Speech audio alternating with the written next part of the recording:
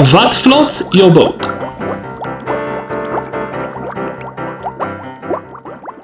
Welcome to another episode of Doc Dewey's Learning Lab. I am your humble host, scientist, and genius, Doc Dewey. And this is our resident lab assistant, Stephen Bonaparte. As you can see, I'm working with a skeleton crew. Ugh. Oh boy. Remember, kids, lab safety is vitally important. Make sure to follow directions, always be careful, and work alongside a partner, preferably an adult. Today's lesson. As you can see, me and Steven decided to take a little break from the lab today. We decided to go out onto the lake in my rowboat and enjoy the weather. Also, today's learning lab will float your boat.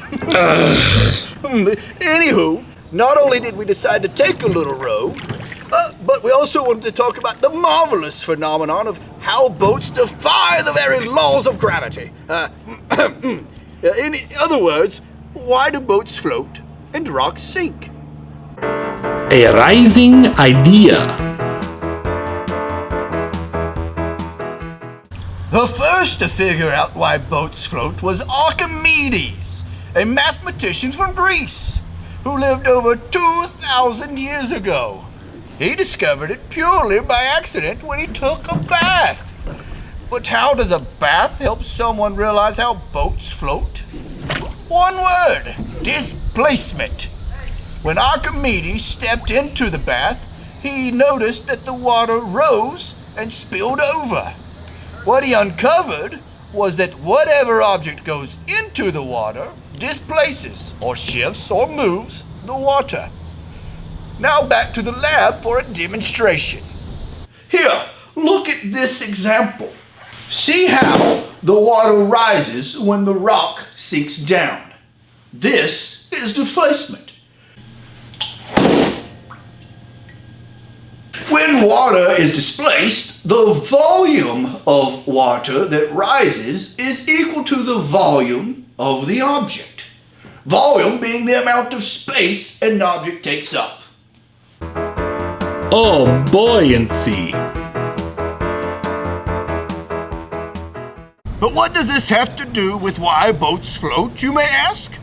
The weight of the object being placed in the water is less than the weight of the water being moved. The displaced water will hold the object up. Or in other words, it will float. This is known as buoyancy. Now, back to the lab for another demonstration. In our previous demonstration, the rock was too heavy and didn't displace enough water to keep it afloat. However, if we look over here, we can see that a boat's shape allows it to displace a lot of water, more than the boat weighs, which keeps it floating. However, if more and more weight is added, eventually the boat will weigh more than the water being displaced. The more water the boat can displace, the more weight it can carry. A sinking suspicion. So next I will show you a simple demonstration of how larger boats can displace more water, thus able to carry more weight.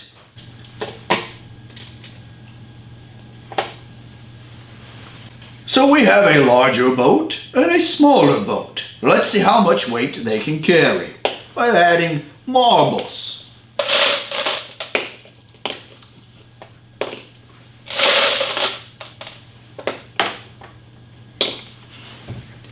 So far it's carrying 6 marbles. 7, 8, 9, 10, 11, 12, oh, starting to look a little shaky. 13, 14, oh, it's over. Let's try to see how many the bigger one can carry. 1, 2, 3, 4, 5, 6, 7, 8, 9, 10, 11, 12, 13, 14, 15, 16, 17, 18, 19, 20. What's a big boat? 21, 22, 23, 4. This could take all day. 25, 26, 27, 28, 29, 30. Sink! Oh, there she blows. Closing thoughts. I would encourage all of you young scientists out there to try making your own boat. It's easy. You can use everyday items like cardboard, popsicle sticks, tin foil, glue, and so on. Steve, maybe we should have a little competition. Who can build the better boat? All right, time for the big reveal. What? That... Well, that's all the time we have for today, my fellow scientists and future math geniuses. Till next time, keep observing, keep asking questions, and keep learning.